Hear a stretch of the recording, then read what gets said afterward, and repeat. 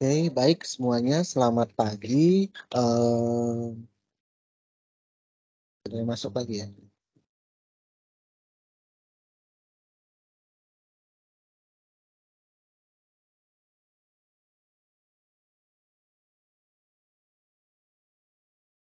Baik. Em, Pada kesempatan kali ini kita akan bicara mengenai fundamentals of qualitative research ya. Nah, apa saja yang akan kita cover ya? Jadi di sini kita akan berbicara mengenai research roadmap, kemudian qualitative research dan research ethics. Ya. Sebelumnya, ya, sebelum kita memulai, saya ingin bertanya dulu nih ya kepada kalian. What is research menurut kalian? Ayo silakan yang mau menjawab. What is research? Apa itu penelitian? Sebuah penelitian.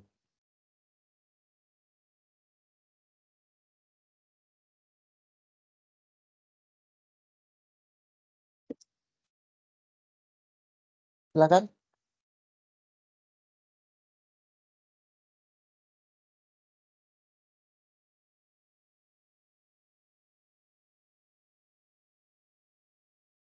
Fandi deh. Fandi, kalau nggak mau saya yang tunjuk nih. Fandi,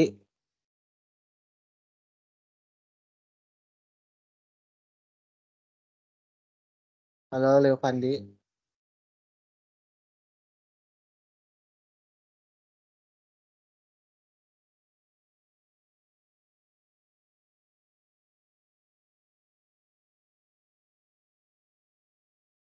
Naomi,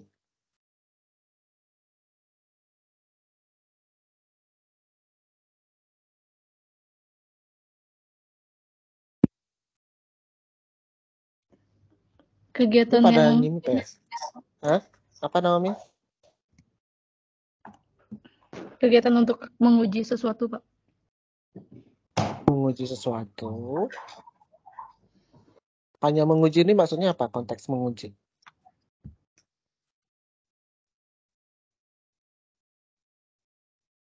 Eh, Kalau menguji ya benar ya itu adalah bagian dari research. Tapi menguji kan hanya menguji ya, melakukan apakah ini benar atau tidak gitu kan ya. Itu tetap pengujian ya.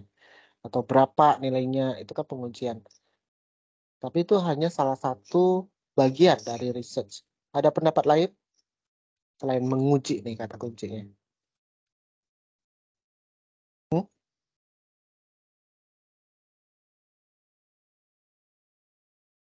Kasih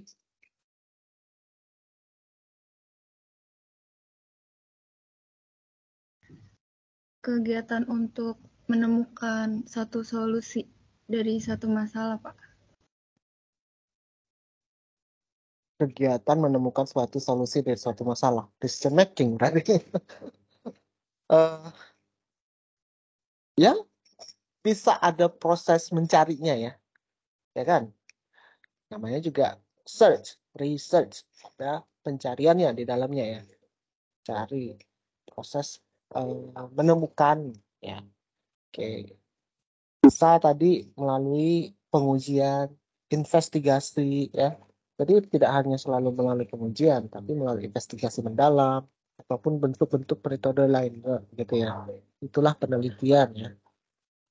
Sekarang, how to conduct a research. Ya. Kira-kira bagaimana nih kita melakukan atau melaksanakan sebuah penelitian?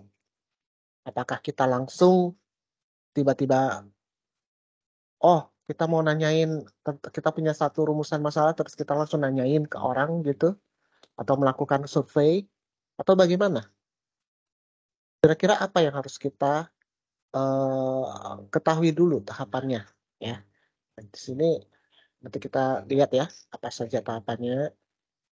Kemudian how to analyze, bagaimana kita menganalisis datanya ya. Kalau data kuantitatif ya tentu dianalisis secara kuantitatif. Datanya kualitatif ya kita analisis secara kualitatif ya. How to present ya, bagaimana kita mempresentasikan temuan kita yang sudah kita analisis kan datanya kita analisis kemudian dapat findings-nya kan ya. Nah, sekarang bagaimana kita mempresentasikannya? Supaya apa tujuannya? supaya mudah dimengerti, ya, supaya mudah dipahami oleh para pembaca, ya, oleh akademisi berikutnya, ya. Saya memang penelitian kalian berguna dan bermanfaat. Kalau kalian punya data, sudah melakukan pengumpulan data, sudah dianalisis, tapi tidak bisa menyajikannya dengan baik, ya juga percuma, gitu ya. Kemudian apa saja pertimbangannya, ya? Ini termasuk terutama di sini adalah research ethics consideration-nya, ya. Nah, yang pertama kita bicara mengenai research roadmap, ya. Kalau mau kita lihat, ya tentu kita mulai dari awal ya sampai akhir gitu kan ya penyelesaiannya. Ada beginning, ada middle, ada completion. Di sini ada beyond lagi gitu ya. Apa yang dimaksud dengan di sini ya? Kita tentu mulai dari melihat ya kan, melihat fenomena yang ada ya. Kemudian kita berusaha belajar, kan kalian di sini belajar gitu ya. Selalu belajar untuk keep up to date ya. Lalu mengetahui ilmu yang terbaru gitu kan ya, pengetahuan yang terbaru gitu ya. Kemudian kita melihat fenomena yang ada, mencari permasalahannya apa gitu loh. Apa nih problemnya, atau dari permasalahan ini kemudian kita mau melakukan menemukan merumuskan sebuah tujuan penelitiannya ya. Oh, ini permasalahannya ini ya kan. Jadi atau permasalahannya misalnya terkait dengan mental health lah ya, kesehatan mental pekerja konstruksi ya, katakanlah yang yang pekerja konstruksi yang masih muda ya, misalnya di bawah 30 tahun ya kan, di Jakarta ya, mana nih statusnya dan kesehatan mental. Ada masalah nih karena ternyata banyak, kalian mungkin melihat dari berita banyak pekerja konstruksi yang mengalami permasalahan kesehatan mental, kemudian banyak yang mau bunuh diri dan lain sebagainya, ya melakukan kekerasan. Nah, kemudian kalian dari fenomena itu kalian merumuskan, oh ada suatu permasalahan loh ini, kan terkait dengan kesehatan mental pekerja konstruksi yang muda, ya, yang kemudian di spesifik di Jakarta misalnya. Dan tujuan kalian ya tentu untuk menjawab itu, gitu ya. Nah, kemudian ya ini kalian membuat proposalnya ya, proposal penelitian. Sama lah seperti sekarang kan kalian sudah mulai seminar ya, seminar TA, kalian buat itu proposalnya kan. Kemudian melakukan literatur review, ya, kajian pustaka untuk melihat, mengetahui ya apa sih yang terbaru, perkembangan ilmu yang terbaru terkait dengan kalau misalnya tadi mental health ya, terkait dengan mental health di construction industry seperti itu ya.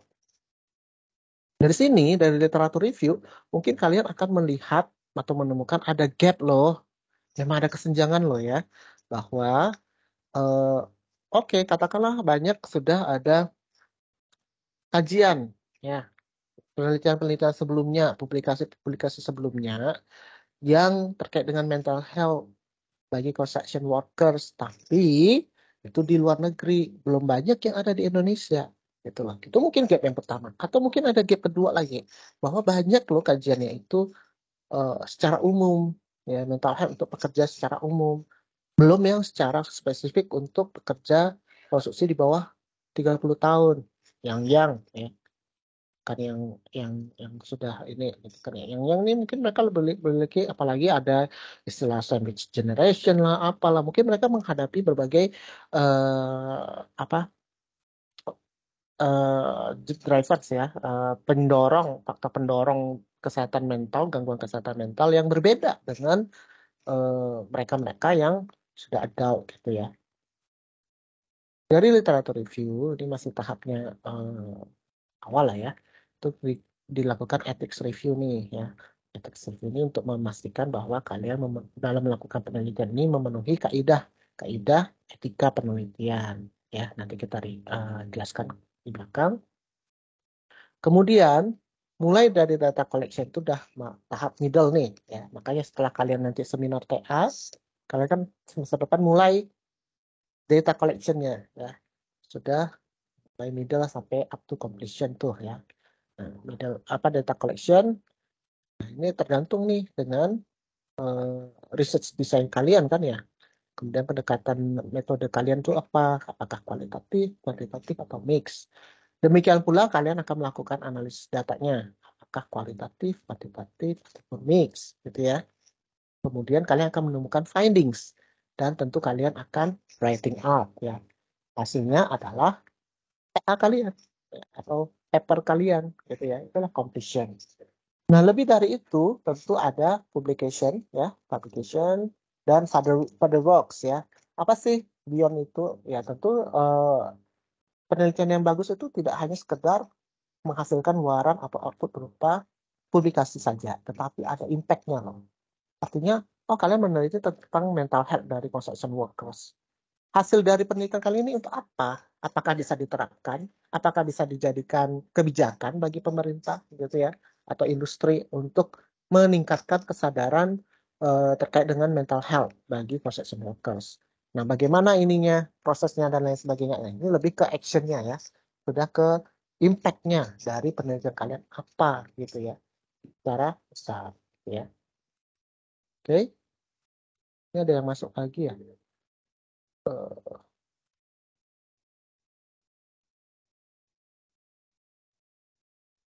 Oke, saya lanjutkan. Nah, itu tadi terkait dengan research design ya. Atau research, bukan design, research roadmap ya. Next, research method. Research method secara umum, dulu itu tahun 90-an baru dibagi cuma dua. Kualitatif, kuantitatif. Ya. Tapi kemudian belakangan sudah ada mix ya, yang memang menggabungkan antara kualitatif dan kuantitatif. Mengapa ada mix? Karena terlihat ada kebutuhan loh bahwa penelitian itu tidak lagi sekarang itu sekedar oh hanya penelitian kualitatif, oh hanya penelitian kuantitatif ya. Tapi memang melihat sebuah fenomena yang semakin kompleks dewasa ini maka harus dilakukan pengujian dan penelitian yang sifatnya mix juga gitu ya. Nah, ini adalah distinctive features ya dari penelitian yang sifatnya kualitatif dan kuantitatif. Ini menurut Gruber dan Crafting ya, udah cukup lama ya. Dilihat dari sifatnya, ya, sifat realitasnya. Kuantitatif ini menganggap kuantitatif disebut juga positivis ya, kalau kualitatif naturalistik. Kuantitatif ini melihat hanya ada satu realitas ya. Dan prosesnya proses penelitian ini converge ya, dapat disatukan. Kemudian realitasnya itu dapat dimanipulasi, dipisah-pisah ya, direkayasa ya. Jadi ada variabel-variabel penelitiannya gitu ya. Sedangkan kalau menurut kualitatif ya, penelitian kualitatif tidak ada, pada kenyataannya itu tidak ada, hanya ada satu realitas ya. Karena fenomena penelitian itu consist of ya, terdiri dari interrelated parts ya, yang mungkin saling mempengaruhi ataupun tidak mempengaruhi satu sama lain ya. Kemudian dari sifat relationship-nya, hubungannya ya, kalau kuantitatif ini melihat ada hubungan yang independen ya, terpisah antara si peneliti dengan objek yang diteliti ya, subjek yang ditelitinya. Tapi kalau kualitatif melihat oh bahwa peneliti dan partisipannya ya, subjeknya ini saling mempengaruhi satu sama lain ya. Kemudian kalau dari statementnya, nature of statementnya, uh, di kuantitatif meyakini bahwa ada absolute truth ya, ada nilai kebenaran ya dari penelitian yang kemudian berusaha untuk digeneralisasi ya. Penelitian yang tidak mengeneralisasi itu tidak baiklah, tidak berharga lah, not worthy ya. Nah, jadi tujuannya memang untuk mengeneralisasi. Tapi kalau untuk kualitatif, sebaliknya tidak ada absolute truth ya, dan tidak bertujuan untuk mengeneralisasi. Ya. Tujuannya justru untuk menginvestigasi secara mendalam apa sih fenomena yang terjadi di suatu masyarakat ya, komunitas. Nah, saya di sini untuk mata kuliah ini akan berbicara mengenai kualitatif research ya. Qualitative research memiliki karakteristik fokus, ya. Dia penelitiannya berfokus pada satu fenomena, ya. Dan dilakukan penelitiannya secara fokus juga, ya. Artinya mendalam, ya. Kemudian dia bersifat subjektif, cenderung bersifat subjektif dibandingkan penelitian kuantitatif yang memang lebih banyak menggunakan atau menerapkan angka-angka, ya, sebagai dan variabel-variabel yang kemudian dianggap sebagai dianalisis secara objektif gitu kan, ya. Kalau kualitatif cenderung subjektif. Maka dari itu untuk penelitian kualitatif itu kita perlu melakukan mirip lah seperti kuantitatif, ya, yang punya reliability test, ya, validation test. Di kualitatif juga ada gitu, ya, terkait dengan isu trustworthiness. Seberapa handal kita mempercayai penelitian kualitatif yang telah dilakukan. Nah, ini ada beda-beda sih, ya, pendapat para ahli, ya. Ada eh, aspek atau elemen penyusun dari isu of trustworthiness di kualitatif research. Misalnya harus netral, bagaimana peneliti itu bersikap netral, ya. Kemudian acceptable, ya, kemudian applicable, dapat diterapkan berikutnya, gitu kan, ya, untuk penelitian berikutnya dan lain sebagainya. Jadi ada beberapa elemen dari trustworthiness yang harus dipenuhi, ya, dalam penelitian kualitatif. Kemudian sifat karakteristik ketiga itu adalah investigatif. Dia memang sifatnya lebih cenderung menginvestigasi secara mendalam, ya. Kemudian deskriptif artinya dia lebih banyak menjelaskan secara deskriptif, ya, temuannya, gitu, ya. Kemudian eksploratif, ya. Dalam upaya menjelaskan itu dia akan banyak mengeksplor, ya, berbagai tema-tema yang berbeda.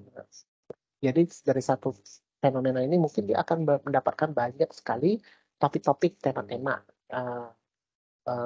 terkait dengan fenomena yang sedang diteliti itu. Kemudian fleksibel, ya, memang pelaksanaannya lebih fleksibel dibandingkan penelitian kuantitatif yang punya urutan tahapan dan ya, kualitatif juga ada, cuman lebih fleksibel lah dibandingkan dengan kuantitatif, gitu, ya. Nah, advantage-nya, keuntungan atau keunggulan dari penelitian kualitatif adalah dia memang meneliti real world problem, ya. Jadi memang actual problem.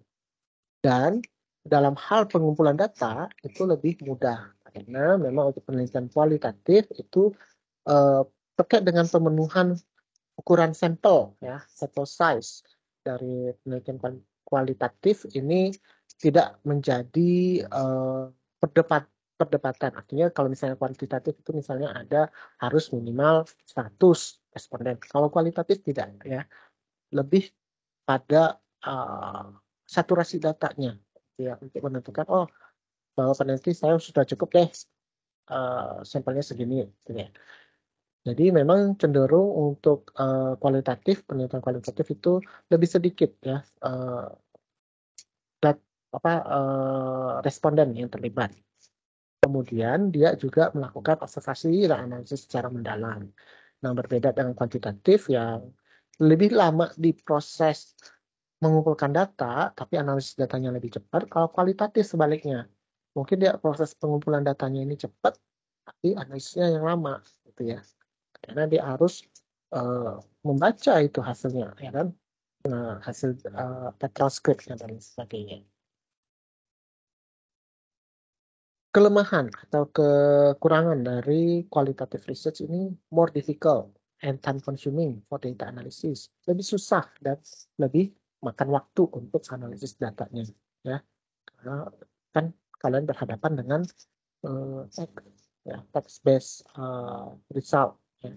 Kalau misalnya kuantitatif ya gampang, udah dapat dari survei masukin aja ke SPSS, ya, dikasih pilih-pilih metodenya apa, analisisnya, dapat keluar hasilnya kan, terus diberikan justifikasi lah apa ini maksudnya, gitu, ya. Kalau kualitatif tidak demikian, ya. Kemudian dia juga more subjektif, ya, cenderung subjektif sehingga perlu tadi, ya, ada strategi untuk menekan kecenderungan subjektifnya ini, ya, Kemudian analisis dan result juga akan sangat bergantung pada kapabilitas dari peneliti untuk melakukan penelitiannya. Misalnya kalian meneliti sesuatu yang kalian sendiri tidak terlalu paham, ya. Nah, ini tentu akan ketika kalian menganalisisnya, kalian akan mengalami kesulitan, ya, dan tidak akan mendalam sebagaimana kalian memang memahami itu, gitu ya. Oke. Bagaimana dengan sumber, ya, dari penelitian kualitatif ini? Bisa bersumber dari interview, wawancara, ya. Kemudian bersumber dari audio sources, ya, rekaman audio, gambar, ya, pictures. Kemudian konten online, semua jenis laporan yang berbasis teks, ya, survei-nya yang bersifat kualitatif, dan case study reports, ya. Ini adalah beberapa macam sumber dari data kualitatif. Nah, sekarang when to choose? Kapan kita memilih penelitian kualitatif, ya? When you have no idea what to expect. Jadi kalian sedang meneliti suatu bidang area yang baru, sama sekali baru, gitu ya.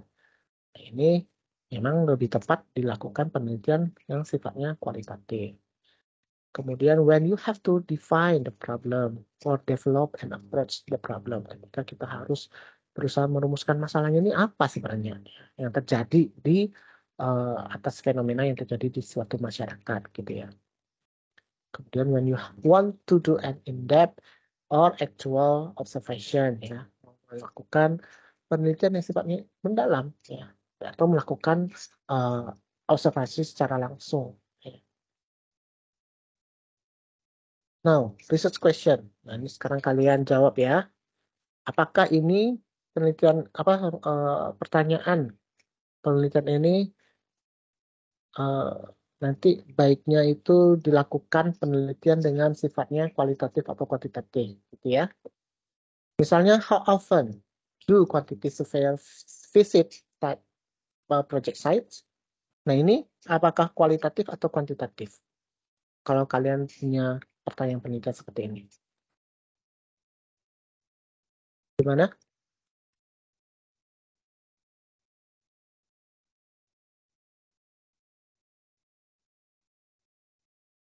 Ayo dong jawab.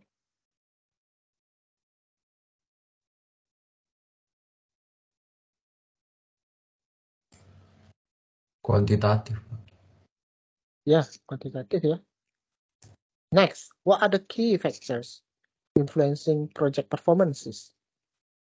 Nah, ini kualitatif atau kuantitatif? Cenderungnya, ayo. Kualitatif, Pak. Kualitatif, ada yang punya pendapat berbeda?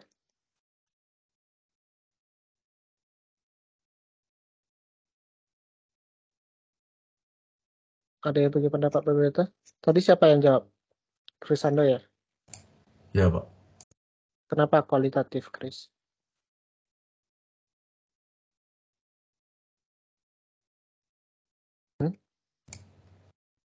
Karena harus mengumpulkan data dengan caranya yang salah satunya itu interview, Pak.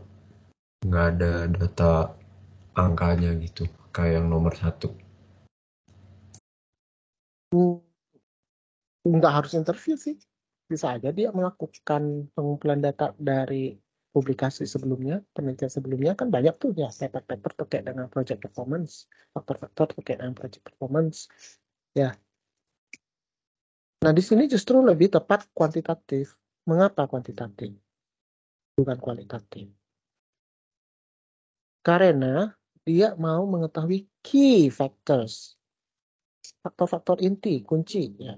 Key factors. Jadi dia akan melakukan kajian pustaka, menemukan faktor-faktornya, ya, yang mempengaruhi project performance, kemudian dia akan survei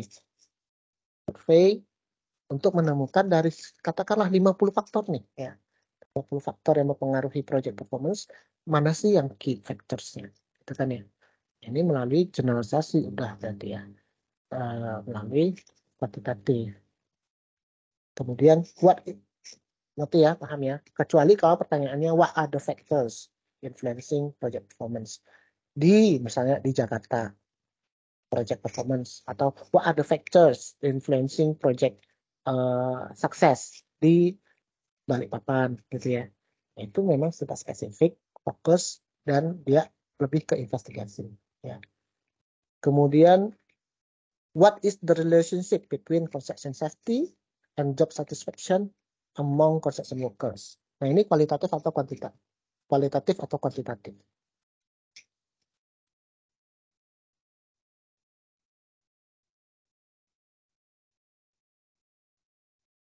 Kualitatif, Pak. Siapa yang jawab? Andi ya. Ya, Pak. Kualitatif. Kamu jawabnya apa? Kualitatif atau kuantitatif? Kualitatif, Pak. Kuantitatif. Kuantitatif ya, Andi ya. Kualitatif, Pak. Lah, kenapa kualitatif?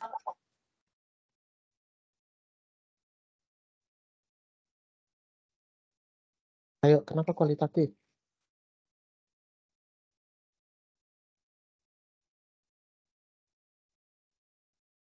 Karena itu pakai investigasi gitu, Pak. Ya, semua penelitian secara umum akan investigasi ya. Tapi kan survei juga investigasi gitu kan. Nah, untuk pertanyaan ini itu tepatnya adalah kuantitatif. Ya, mengapa? Karena untuk mencari hubungan itu hanya bisa dengan kuantitatif. Ya kan? Pertanyaannya kan what is the relationship between construction safety and job satisfaction? Kalau kalian melakukan kualitatif, kalian akan menanyakan nih, apa sih hubungan antara construction safety dan satisfaction? Terus bagaimana kalian menganalisisnya? Apakah hanya cukup sekedar dengan nanti kan jawabannya akan text based ya? Nggak bisa. Ya bisa sih bisa, tapi tidak sekuat kalau misalnya kalian melakukan atau menjawab dengan pendekatan kuantitatif. Karena dengan pendekatan kuantitatif kalian akan bisa menemukan hubungannya. Oh, bahwa misalnya construction safety ini signifikan loh ya, terhadap punya pengaruh signifikan terhadap job satisfaction. Atau sebaliknya, construction safety tidak punya hubungan yang signifikan ya, pengaruh yang signifikan dengan job satisfaction. Itulah dilakukan dengan kuantitatif ya. Jadi penting ya untuk memahami bagaimana membuat pertanyaan penelitian dengan tepat. Next, how to develop a decision-making framework for infrastructure project selection. Nah, ini kualitatif atau kuantitatif? Pertanyaannya, how to develop a decision-making framework for infrastructure project selection. Lebih cenderung ke kualitatif atau kuantitatif kalau ini?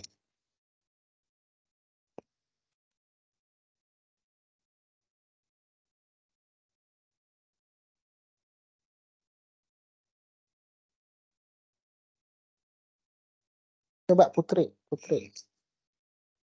Menurut Putri apa ya? Kualitatif, Pak. Kenapa kualitatif?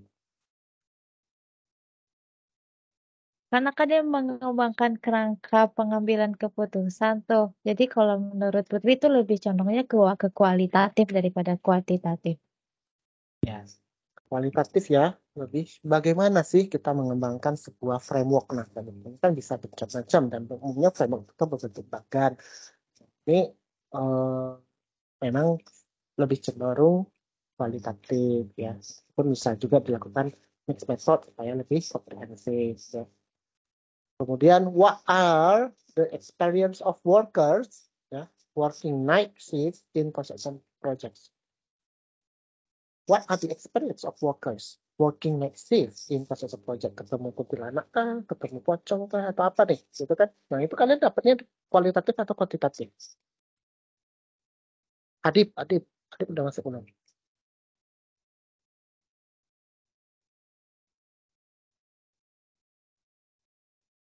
Halo Adit.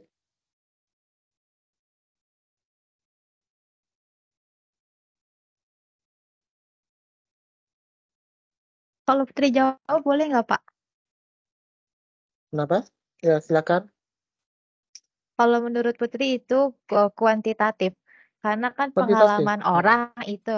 Nah, Jadi itu kita harus bertanya ke orang yang bersangkutan, ke narasumber kita. Kalau menurut Putri apa?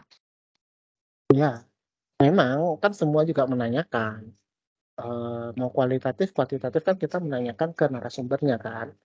Nah, tapi ini lebih tepat kualitatif karena dia sifatnya kan menanyakan pengalaman. Pengalaman itu orang menanyakan, kalau kamu bertanya pengalaman, orang akan menjawabnya dengan text based kan, dengan menceritakan kan. Tidak ada Iya Pak. skala-skalanya kan, tidak ada skala 1, 2, 3, 4 gitu kan enggak ya. Tapi lebih cenderung, nah, ya kalian akan bertanya, apa sih pengalaman Bapak selama bekerja malam di proyek konstruksi? Oh capek gitu kan ya. Oh ngantuk. Oh ketemu ini, ketemu itu gitu kan. Nah ini adalah kualitatif gitu ya. Ini interview umumnya. Ya. Oke. Jadi penting lah untuk memahami bagaimana sih membuat sebuah pertanyaan penelitian yang tepat karena ini akan mempengaruhi uh, metode yang akan kalian terapkan. Ya. Next, tekniknya ya, teknik untuk pengumpulan data dari kualitatif. Ada interview. Interview tahu ya, wawancara. Artinya ya kalian melakukan one to one wawancara ya, ataupun grup interview juga bisa gitu ya. Kalian sebagai penanya, peneliti, ada narasumber ya yang menjawab gitu kan pertanyaan kalian. Kemudian ada yang disebut dengan etnografi ya. Etnografi ini adalah study of people ya. Studi mengenai orang-orang ya. Ini juga tentu dia akan melakukan bisa dilakukan dengan wawancara, bisa juga dengan observasi ya dan lain sebagainya. Tapi ini fokus pada bagaimana perilaku ke apa keseharian si respondennya gitu ya yang jadi subjek penelitian. Kalau interview cenderung pada persepsi, pendapat si responden kan. Tapi kalau etnografi ini bagaimana nih di perilakunya mereka nih selama katakanlah satu periode gitu ya menghadapi misalnya studi etnografi terkait dengan trauma pasca tsunami gitu ya. Ini bagaimana nih? Jadi apakah ada perubahan pola hidup dan lain sebagainya gitu ya. Itu melalui etnografi. Kemudian ada juga yang disebut FGD ya, focus group discussion. Itu kita mengundang beberapa orang yang memang uh, sesuai lah ya dengan kriteria responden kita ya, dengan background yang similar ya untuk menjawab pertanyaan yang kita berikan. Tujuan dari focus group ini selain untuk mengeksplorasi ya berbagai. Kalau interview kan bisa jadi kamu dengan kan satu-satu tuh umumnya ya punya persepsi yang berbeda. Tapi kalau fokus group dengan satu panel kelompok yang sama dilakukan diskusi secara terarah ya dapat menggali lebih banyak ya. Mungkin saja si narasumber yang A ini awalnya bilang A ya, kemudian karena ada komentar dari narasumber B, oh ya dia benar juga gitu kan ya. Jadi berubah lagi. Nah ini tujuannya lebih banyak pada eksplorasi dan meraih konsensus atan dari satu grup.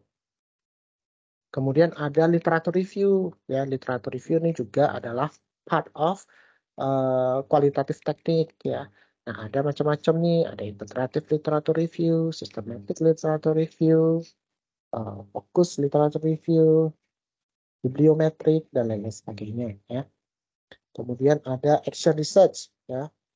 Kalau action research ini adalah kalian melakukan penelitian yang memang mengubah, memang kalian melakukan action, ya, ada aksi di dalam proses penelitian yang sehingga ada kalian mengobserve before dan after dari dilakukannya apa namanya treatment tertentu ya pada satu kelompok studi ya sehingga kalian mendapatkan apa namanya perbedaan ya, comparison antara before and after dari penelitian itu dilakukan. Apa sih yang berubah? Ini lebih pada mungkin penelitian yang sifatnya mungkin PKN ya. Kemudian ada netnografi ya. Nah, ini menggunakan sosial media, internet ya. Pokoknya yang net lah. Ini karena ini juga lagi tren ya. Internet itu kan termasuk big data ya.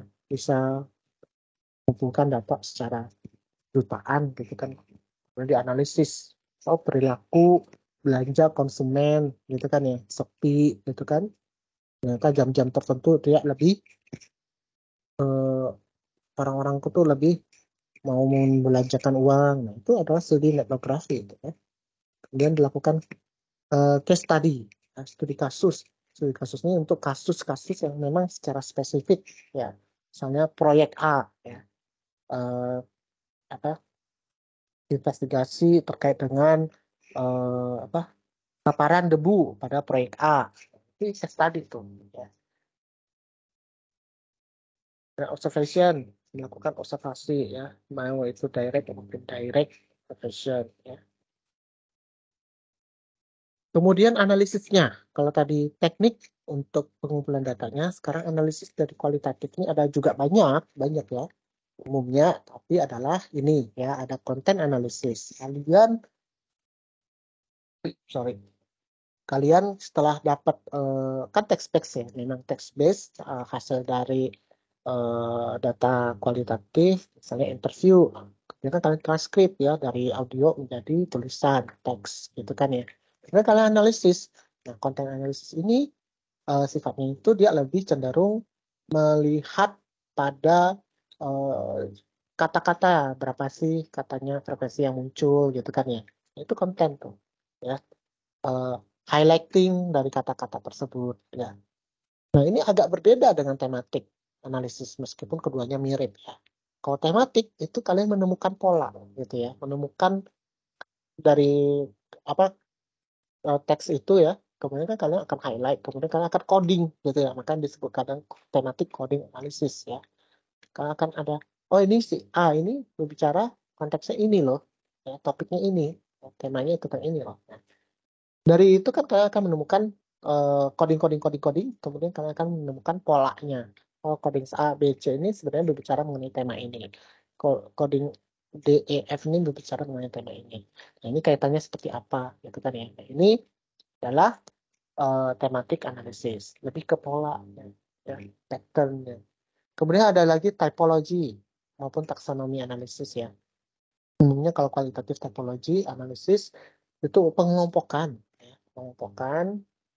berdasarkan fitur-fitur kesamaan ya, similarities ya. Kemudian legal case analysis ya, itu tentu melalui untuk yang aspek hukum ya, studi hukum ya, bagaimana kita menganalisis putusan pengadilan ya, ataupun kasus-kasus pengadilan ya, kasus hukum gitu ya, secara terstruktur, sistematis ya. Kemudian naratif analisis. Nah, ini analisis yang sifatnya lebih narasi ya, lebih cerita ya, terutama ini terkait dengan tadi pengalaman ya, pengalaman orang. Jadi ini ada unsur storiesnya di dalamnya.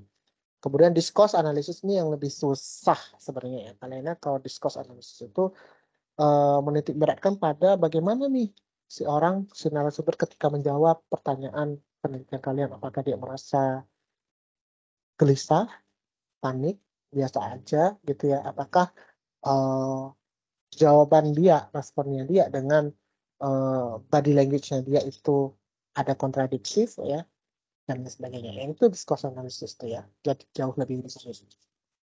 Oke. Nah, ini tadi typology and taxonomies ya.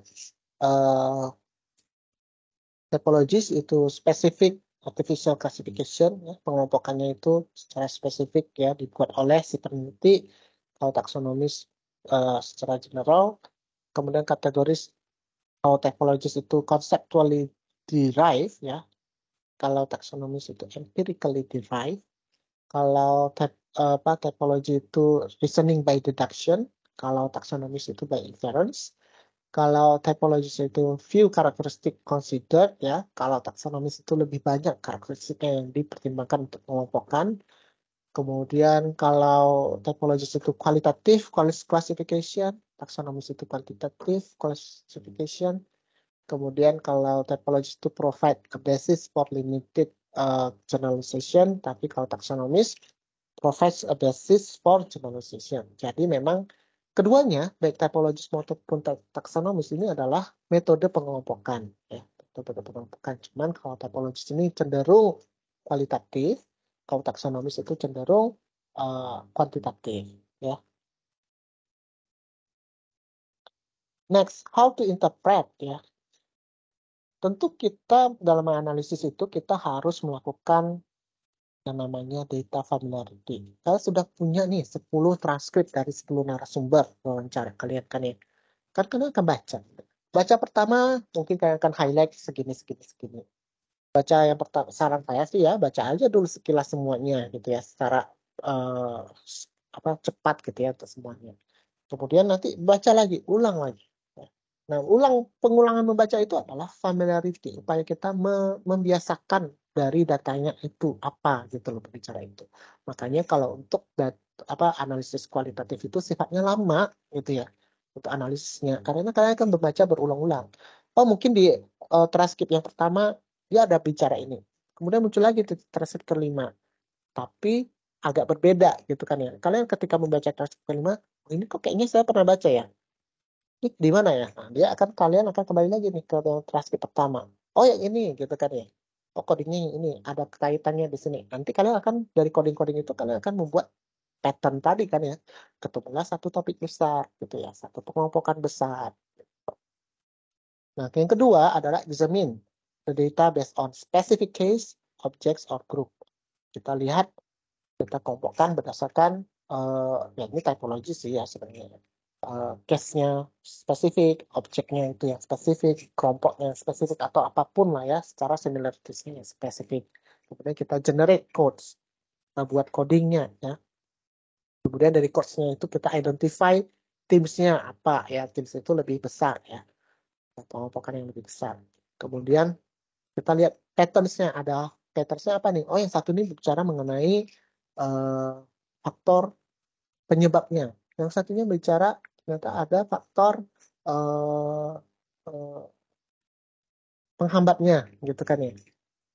Nah ini kan saling hubungan yang bertolak belakang misalnya kan ya. Nah itu bagaimana itu penjelasannya saling melengkapi ya antara transkrip yang 10 di yang drivers sama yang bearisnya gitu ya.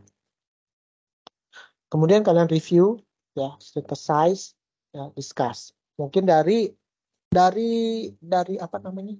transkrip kalian, dari data kalian coding kalian, karena kalian bisa membuat sebuah conceptual framework gitu ya, buat sebuah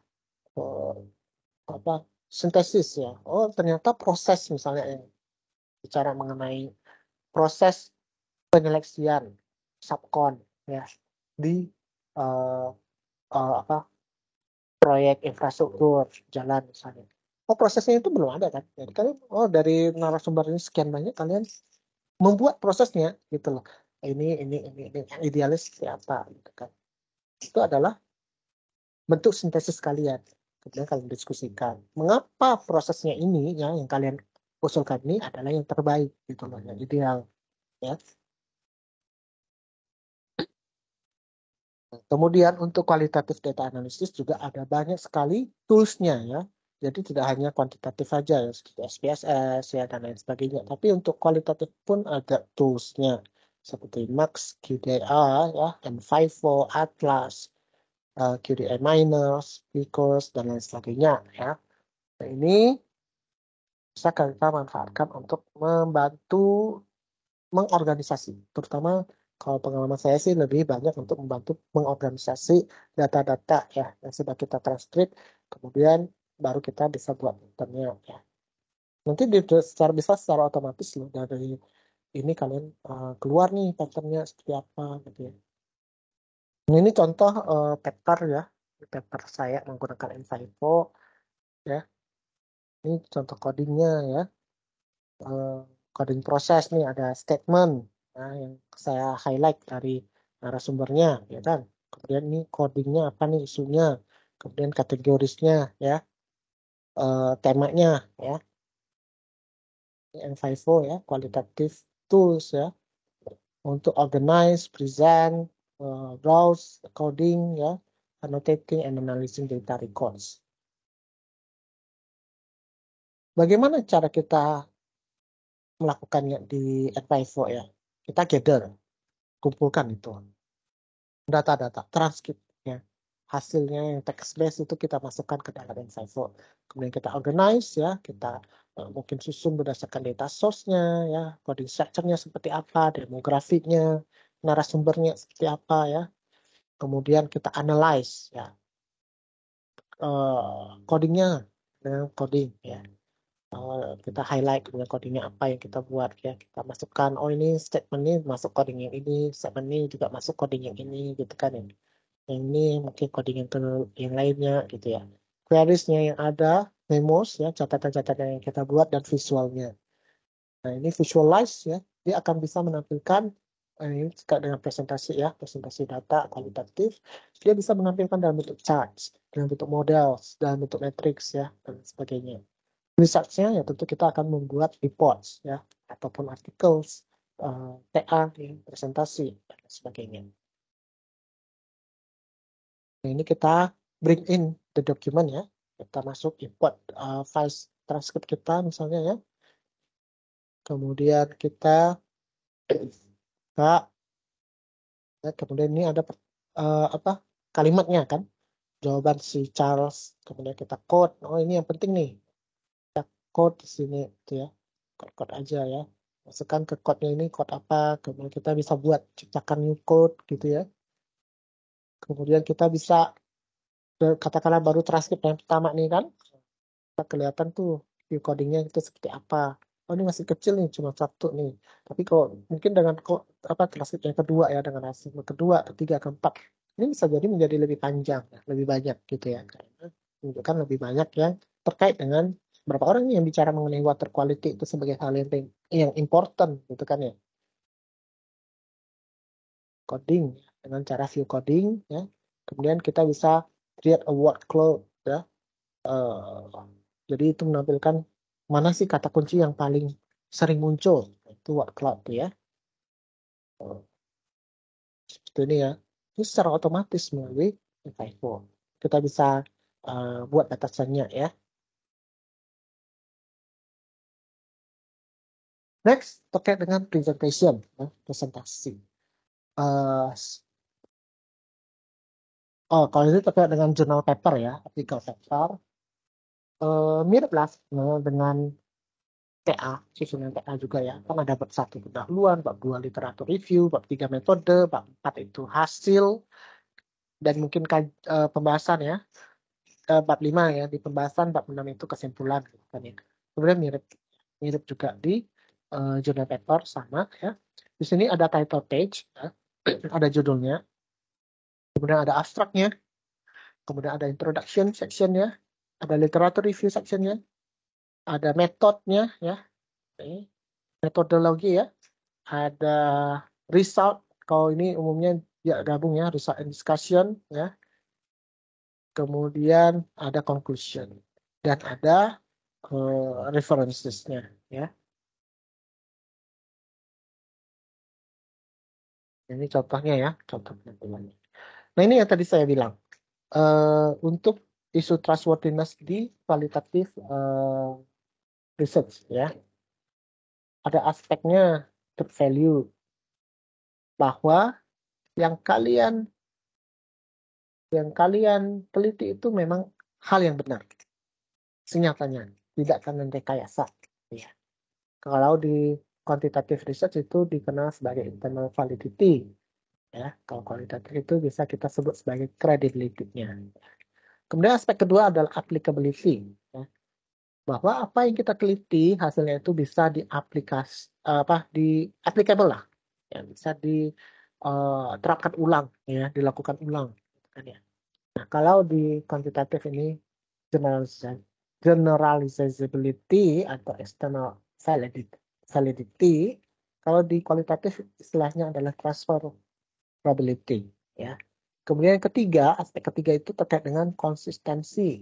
Nah, kalau di kuantitatif ini kan ada uji reliability, ya, reliabilitas, ya.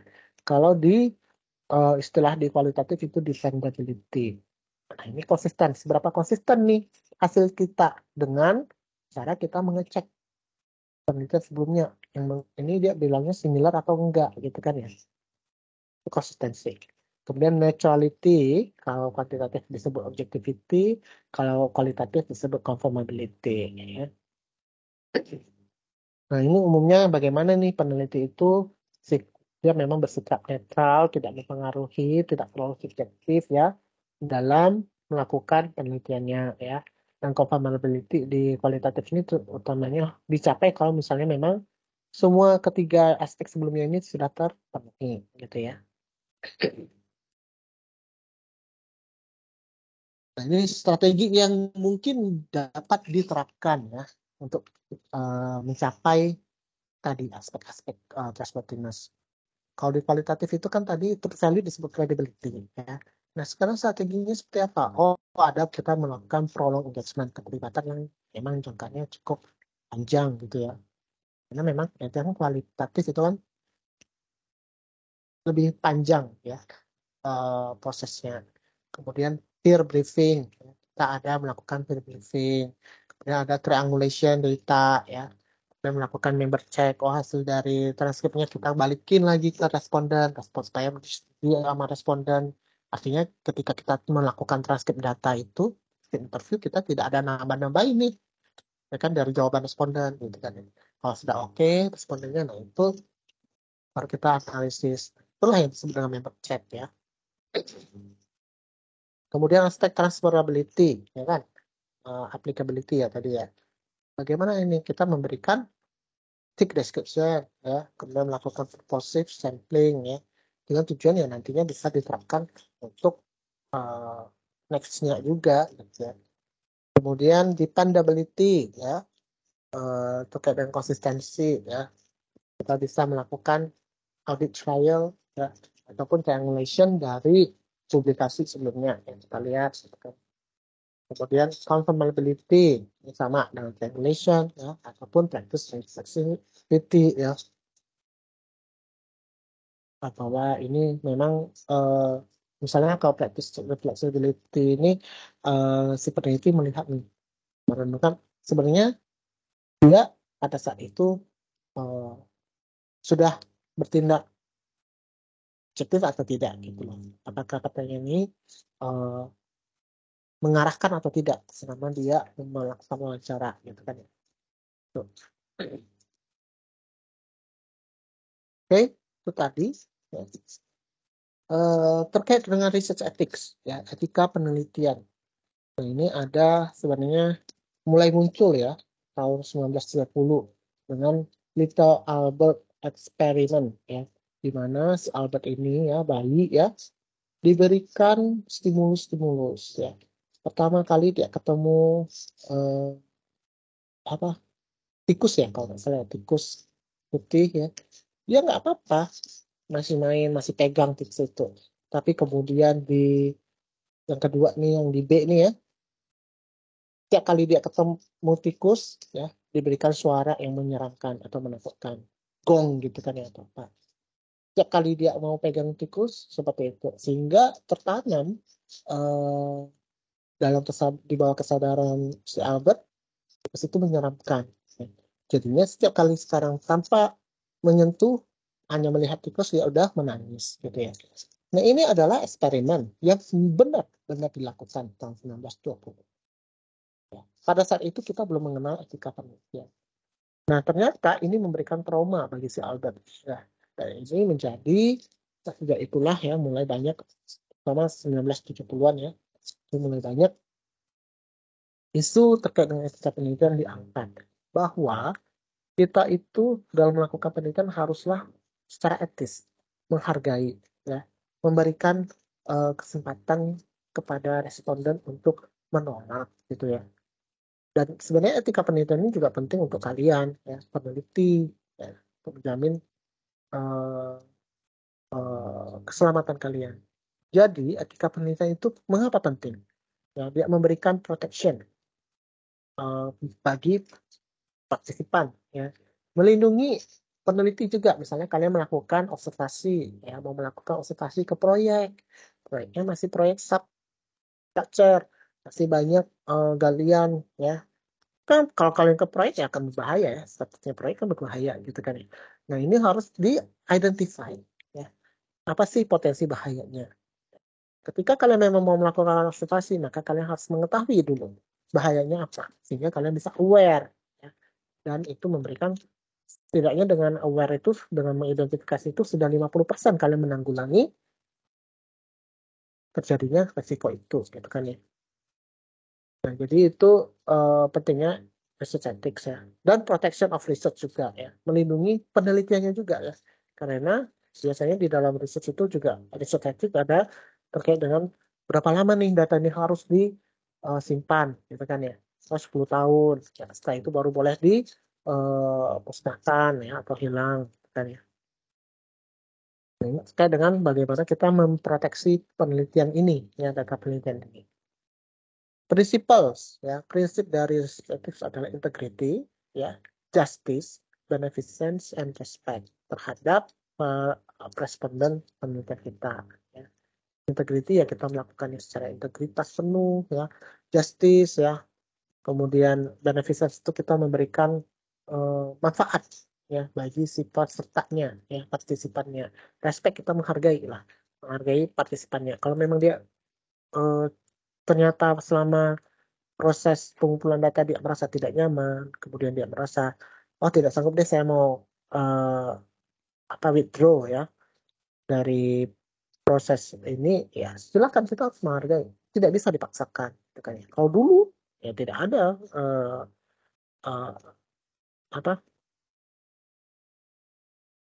tidak ada kesempatan bagi partisipan, ya, untuk menolak lagi ketika dia sudah mau awalnya ikut serta, gitu kan ya. Itu adalah bentuk dari respect kita, ya. Kemudian isu-isu yang terkait dengan research ethics yang harus dijawab dalam research ethics adalah resiko dari penelitian itu. Nah, biasanya kita akan dari research ethics ini kita akan memutuskan apakah penelitian ini termasuk resikonya minor, ya, atau medium atau major, ya. Kalau major, maka kita harus melakukan ini resiko terkait dengan penelitian, ya, artinya bagaimana resikonya terhadap peneliti maupun terhadap partisipannya, gitu kan ya. Kalau misalnya resikonya major, ya kita harus melakukan, dan penelitian itu penting, misalnya terkait COVID nih, ya, COVID kemarin kan ya, ada penelitian terkait COVID, menemukan vaksin COVID, ya, karena risikonya besar bagi peneliti yang sedang mencari vaksin dengan resiko misalnya dia uji cobanya ke manusianya, partisipan manusia yang uji cobanya pada saat pertama kali diberikan vaksin, ya kan? Nah itu kan ada risikonya. Nah ini risikonya besar, gitu ya, karena membahayakan. Tapi ada kepentingan di dalamnya, yaitu untuk menemukan vaksin yang akan berguna bagi banyak orang. Tetap dilakukan, ya tetap dilakukan, tetap diberikan, gitu ya. Harus dilakukan memang penelitian itu. Cuman dengan kita mengidentifikasi risiko, oh ini risiko besar, kita sudah bisa memitigasi langkah-langkah kalau misalnya terjadi penanganan terjadi kebocoran virus, bocoran vaksinnya ternyata tidak efektif dan lain sebagainya, gitu ya. Itu sudah diidentifikasi dan bagaimana cara kita mengembangkannya, gitu ya. Next, isu terkait dengan benefits, ya. Apa sih benefit dari penelitian kita kepada si partisipan? Kalau kepada peneliti, ya tentu kan benefit untuk peneliti, ya, menjawab rumusan masalah. Tapi bagi partisipannya apa benefitnya? Ya, itu juga harus clear diberikan, ya, apa dinyatakan. Kemudian consent, ya, persetujuan untuk melakukan penelitian, ya, pengumpulan datanya. Ini terutama research ethics ini terutama untuk penelitian yang sifatnya memang melibatkan manusia. Survei, meskipun kuantitatif, itu kan melibatkan manusia. itu juga butuh research ethics sebenarnya. Meskipun mungkin resikonya atau kategorinya minor gitu ya. Kalau misalnya yang benar-benar tidak membutuhkan research ethics itu apa? Penelitian yang sifatnya literatur based, ya, literatur review, desktop study itu tidak butuh research ethics memang ya. Karena tidak ada keterlibatan langsung dari manusianya. Oke, sampai sini ada yang mau kalian tanyakan?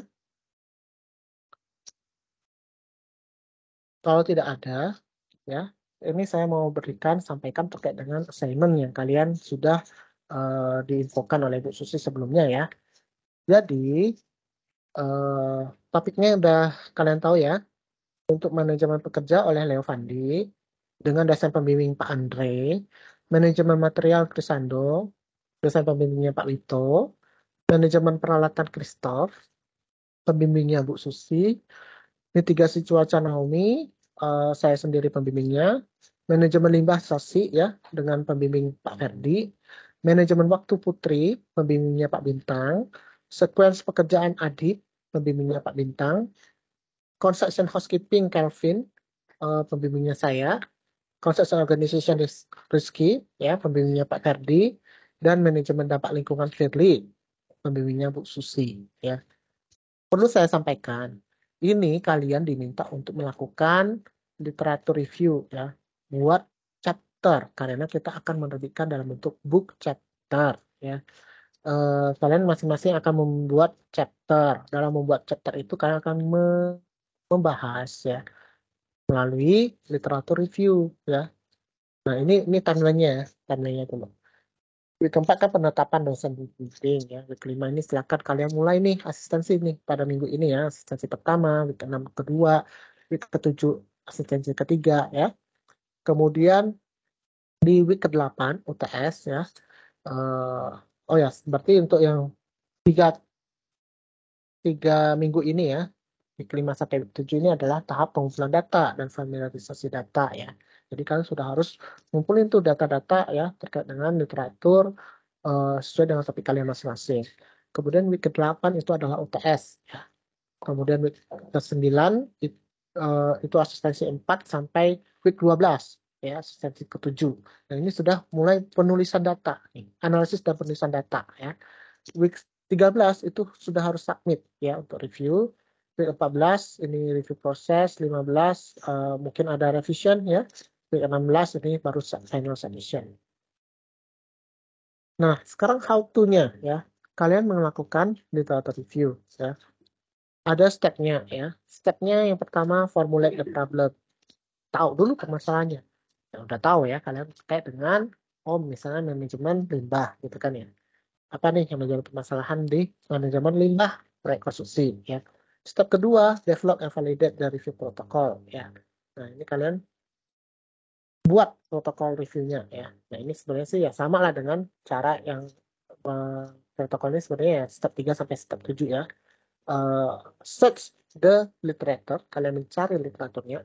Screen for inclusion. Nah, ini kalian menyaring literatur mana ini yang tepat untuk atau relevan untuk digunakan untuk dianalisis gitu ya.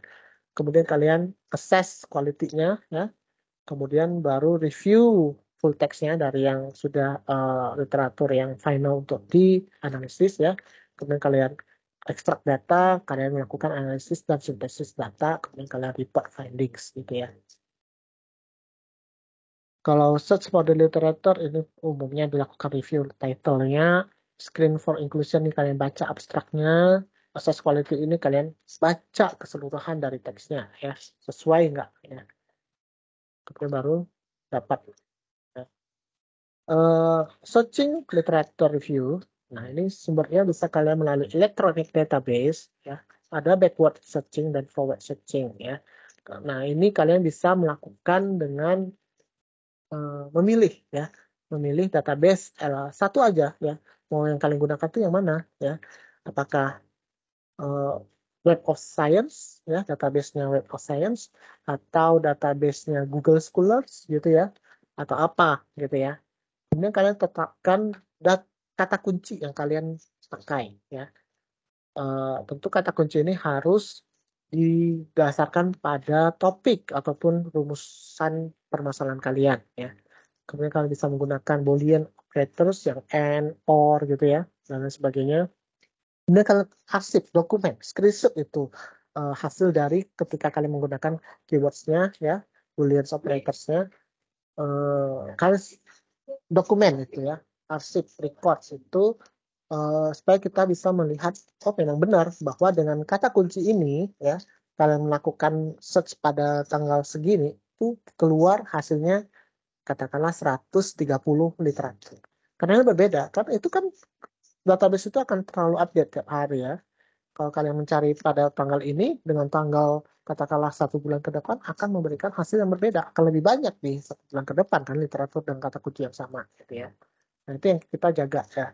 Jadi ketika kalian memutuskan ya dengan katakanlah dengan dosen pembimbing kalian tanggal segini nih kita carinya, ya udah di record itu, di screenshot atau di print gitu ya, untuk tahu date source-nya kalian kapan, prosedurnya ya, keywords-nya apa lagi ya, range-nya mungkin dari 10 tahun terakhir gitu kan ya, kelihatan kayak kelihatan oh inilah hasilnya memang sekian literatur. Kemudian kalian akan melakukan refining data ya, refining result dengan additional restriction ya, bisa by language ya, bisa by date range of publication, katakanlah yang tadi 10 tahun terakhir. Kalau by language katakanlah yang mau berbahasa Inggris atau berbahasa Indonesia ya, by sponsor ya, ada juga yang by sponsor ya, atau yang lainnya. Kemudian kalau screen data ya, stagesnya ada tadi sebenarnya sih ada title review, kemudian asset review, baru full text review ya.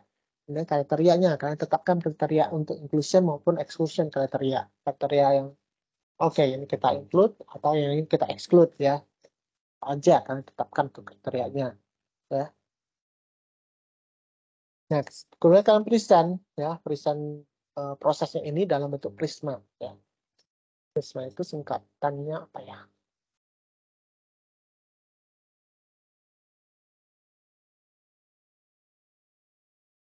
Preferred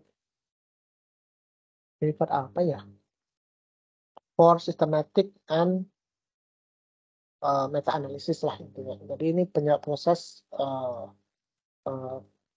bagan, sesuai itu berupa bagan untuk menampilkan proses kalian mencari literatur dari awal sampai nantinya literatur final yang akan kalian analisis itu berapa dan mengapa, itu kan ya.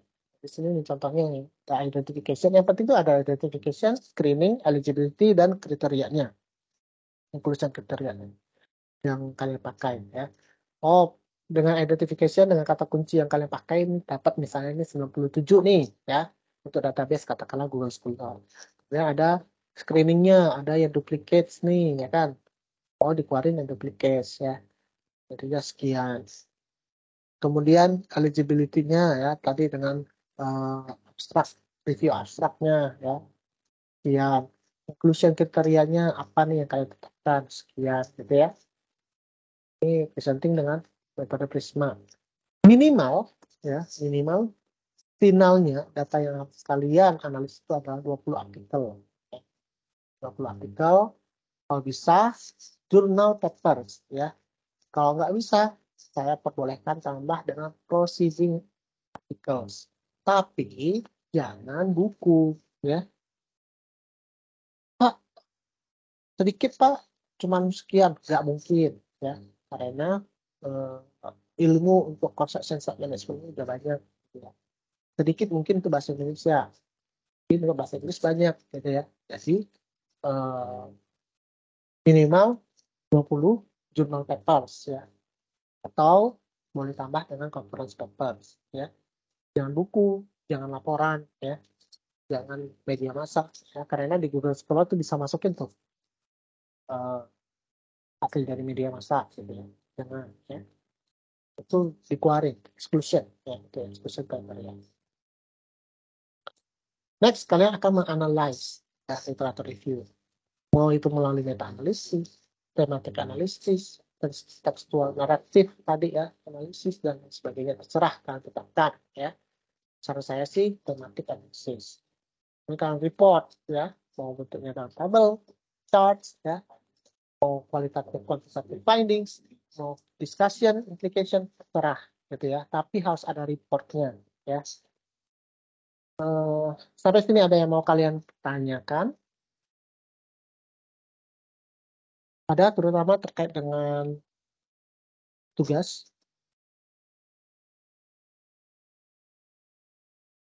Kalau nggak ada, karena kemarin kan libur ya. Saya mau lanjutkan dengan